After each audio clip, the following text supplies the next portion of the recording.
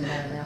No, no, it does. Tim spilled wax all over me. That's all. He was trying to take a photo by candlelight, and I didn't notice. I was being a goofball like this and knocked it out of his hand. And he spilled wax all down this top, the skirt, and down my boots, which had sort of brown elastic. The stuff, the ones I wore down on your knees actually at the factory, and just like trashed my whole outfit. And it was actually all right because I didn't really like that top very much actually. Well, that's a good thing. It's okay, Tim.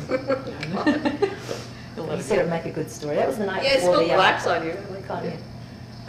Tim covered me in wax. You talked about going back to, I'm rummaging, I wonder if this was at the convention, you talked about going back to Taylor High School to graduate, but that you didn't fit in anymore there with those people. Yeah. Well, I mean, you think about it, it's a little suburban, very white-collared neighborhood, you know, in Texas. And then I went to this performing arts high school where, you know, people are gay, people are very eccentric, very reflective, very soulful, and artistic. And you have people that are just being so unique and true to themselves. And then I tried to go back to my little neighborhood place where everyone's just trying to fit in with each other, and I just didn't understand it anymore. So I didn't fit in, you know. I was the wacky, weird one. But before, I was part of the, you know, the conforming group, you know. I was a little off. I wasn't, you know, doing the cheerleading things. I was still in theater, but even then, it was very different going to see such great expressions of character and then going back to conformity. Yeah. It was disappointing, surprisingly disappointing. I was 17, 16, 17, so I realized I had changed. It's good. It's all good. Such a great school. And you just went to a party last night? Actually, you've been to 2 parties in 2 nights. Yes, Julie says I'm never allowed out again. Oh, really? Yeah. First you went to the Terry Hatcher Ladies' Home Journal. We got to teach her the difference between Ladies' Home Journal and Good Housekeeping. Oh, did I get busted for that? Well, everyone noticed. They could see the sign on the wall behind the photos. Everybody noticed? Was it on the... Well, we posted Good Housekeeping, and then when the pictures came out, it said Ladies' Home Journal. I could tell. The worst thing is that I said it to the editor. I thank Good Housekeeping for having me there, because I didn't see it behind me. I was looking the other way. Why didn't they just say something then? Well, they probably changed it when they probably thought, what'd she say? Because they can't believe that anybody could be as dense as I am regarding who's who and what's what. I would, but I mean, I wouldn't know either, so you would assume the editor would correct you, you know, and then you could... No, I think they're too embarrassing to bewildered. Oh, okay. So tell me, what was this? Yeah, it was a Tupperware party? It was funny women. It was women that we love for Ladies' Home Journal, and Terry Hatcher was being honoured, and she refused to be photographed with me. No. Really? What? Repeatedly. Really? Yeah. So there was one of me with the editor. It's not, she just pretends she doesn't get the request. She just does that. It's not personal though. She's just like, don't put me in a photograph with any other woman. I'm guessing. With a bit of competition. I'm guessing.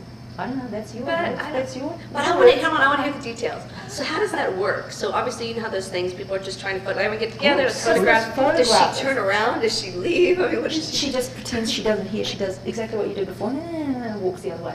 Wow. Oh my God. I was like, I heard a bit about you talking. Yeah. Well, I guess I don't know. It's kind of odd, but I mean. I heard you were talking about getting freezed out by people on TV shows. That was news to me. I didn't know that you'd ever felt that before. But that's kind of that same situation, isn't it? Yeah. Is it freezed out? Is it right? You had been on like people that weren't so welcoming or something. You know, it's not that they go out of their way. Oh no, that did happen to me once. I won't say who it was, but it was on. It was very disappointing actually on SNL. I won't say exactly who it was, but there were 2 people on that went out of their way to exclude.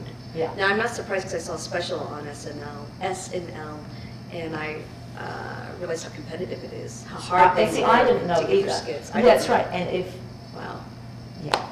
That's funny. Don't even guess because there were only 2, and the others were incredibly wonderful. So I would hate to besmirch, all of them for behaviour of 2. Yeah. Do you think it's with television shows? I wonder if it's the same on film. And is there a difference, you know? Because what did someone say? It was Philip Seymour Hall said something about actors are meant to support each. What's his name? Philip Seymour Hoffman. Philip Seymour Hoffman. The actors are meant to support each other. You know? Do you know what I mean?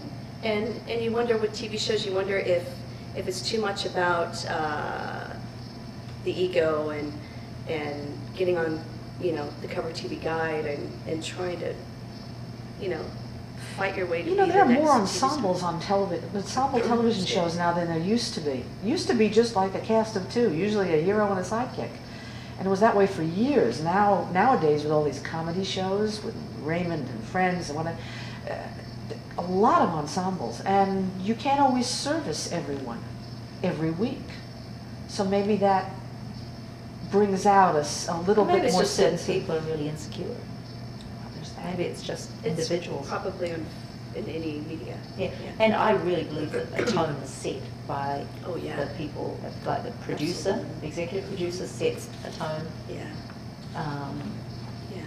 In terms of the way people treat one another, executive producer, the stars. Yeah.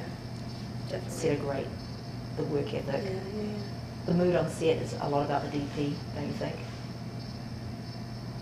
But the audience will never know about that. I think it changed for us, you know, but every other week we had someone, you know, they alternated. Well, yes, because the director was still the guest as compared to the DP. But I think it's more the stars, whatever, than anyone. But they follow the lead. That you are inviting, that you are inviting them into the family unit, you know. But I do relate to that being jealous thing. Well, I do relate to that. Do you remember on Dangerous Prey? Do you remember how, what's his name? Murdoch, Oliver was his character. No. He wanted to leave for some reason. He didn't want to wait because his next scene was going to be at the end of the day and he didn't want to wait all day. And so they're doing Lucy's stuff, but Lucy had been working since 6 a.m. and working all week and weeks in and out before that. That's what Renée was directing. Yeah, I was directing. And it was just interesting. I'm aware of it anyway, but to be on the other side saying, look, you know, we have the people that are working day in and day out. You've got to cover that. And because she's back on the next morning, and to appease an ego was really interesting. Of a guest star. Of a guest star. That was who really should have just been on his best behavior. Yeah. You know, when you're coming into something, you be on your best behavior. And but talking about work ethic, because you're there, you're working. I think you were pregnant. You were what? You were very pregnant. No, you weren't pregnant. No, I had that. No, I was in talking that about outfit. Yeah, you were pregnant. Right. That's right. They weren't pregnant. I was in a dreaded bikini. Yeah, that's right. Anyway, but you said a work ethic for, you know, well, everyone did. The grips, you know, everybody was working hard. slaving the same way. Yeah. So I mean, it was interesting to have someone come in and not want to. Yeah, participate. that guy hurt himself just by being good and Nancy. And right, and Renée says to him, look, you know, I know how hard this is. He goes, look, you just don't understand. You do not understand. She goes, yes, I do. He goes, look, you don't know. You truly don't know how hard it is to learn this thing and do it and then hurt yourself and still have to go back on it. She goes, I do understand. He goes, you can't. And she goes, look, yeah, I do. So funny.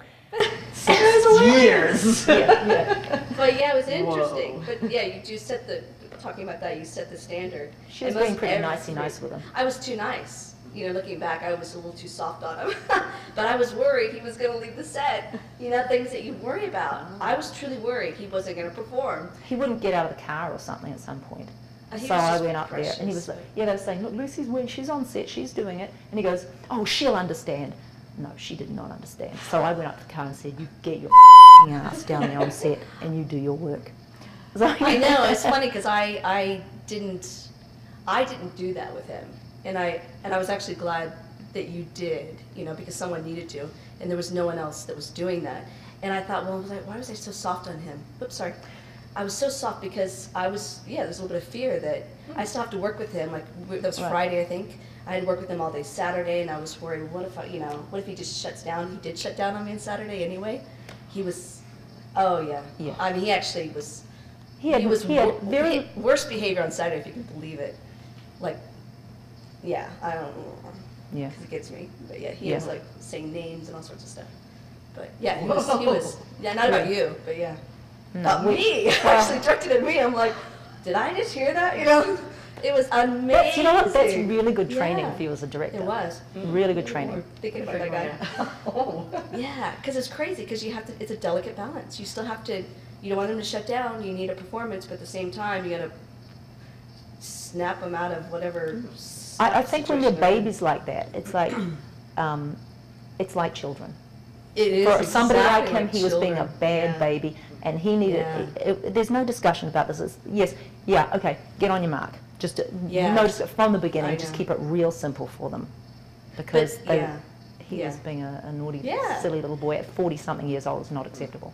That was he, really? God. Yeah, but unacceptable, period. But yeah, that was a good lesson, because I was still like the kid, you know? And it was only my second episode, and still a little green, and, but yeah, that was vital. That was a good one to know. Put your foot down, yeah. Put it in my back pocket, so Yeah. I could remember how to handle that. Well, we gossip right out of time. Ah. Yeah, we Oh, gotta yeah, we pick up sure did. babies. Yeah. Yeah. So, Go on, run, go. look at this. And I said I'd pop you out of your chair. Thank you. Well, thank you, ladies. Thank you, pregnant lady. Thank you, lady with. Thank kids you, running around. lady. Thank you, lady. Do you know who that is? Lady. Scary Lewis. Was that who you were imitating? Did you know who I was still wanted to doing? hear about your Battlestar Galactica, Lucy. Are you, I don't know are you anything gonna about go? it. Are you Yeah, I am going up. So you're all. Okay, I was just saying, Renee, I over-questioned. I had at least another page full of great stuff, and last time I came up short. Oh, But we got on so gossipy, and so I also think. but that's the best, right? That's the best. Yeah. This one? No, you quoted and I was going to say, I don't think I knew my own sexuality. I was cast on Xena and worked with Lucy Lawless. What did that mean? I have no idea what that means. This one here? I knew my own sexuality at all. Oh my God! Well, I'm dying to know.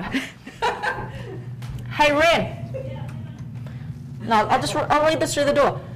This is one of the questions. Renee, you were quoted in an article saying, I don't think I knew my own sexuality at all until I was cast on Xena and worked around Lucy Lawless. What did you mean? What did you mean? Let me just flesh that one. What did I mean? What the hell did you mean by that? That's funny. What the in God's green earth does that mean? Lucy talked with Bill Clinton. Introduced me to the John Favreau show. The answer to that would be. Yes. Grab my coffee and start to. Yeah. Because you're always confident in your body, I thought, you know. I didn't know you were called Unco. Maybe then I would have changed my mind. But yeah, you're always confident in your sexuality. It's good to be around women who are confident in their sexuality, you see, because then. Can you go down first and actually get you coming out the door? Okay. Same thing. So you're going to be in town for a little bit? Then? Yeah, not for long, like the next couple of months. Oh. And then off to Canada. I have one last question. What was the latest movie you saw? Walk the line. Do you like it? Have you seen that? Oh, you got your walk the line haircut on. Got your hairstyle on. Yeah, there you go. Is that the June Carter haircut? You should see it, Lucy. It's great. I haven't seen a movie I did see Capote. It's only a movie I've seen in about a year. Hugs. I'll talk to you soon. See you. Okay, yeah.